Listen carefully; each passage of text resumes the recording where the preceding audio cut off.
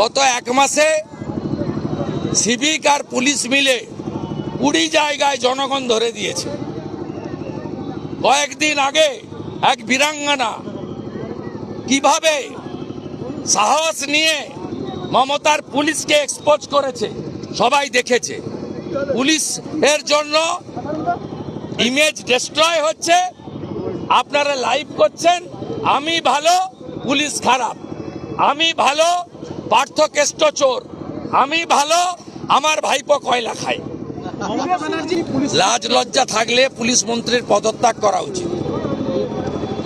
Police phone ধরেনি, আমরা যা বলি আজকে হাইকোর্ট নিযুক্ত সিট সেই কথা বলছে, পরিষ্কার বলেছে মেহবুব আলম টিএমসি কাউন্সিলর, পরিষ্কার বলেছে এমএলএ দাঙ্গা লাগিয়ে এলাকা ছেড়েছেন।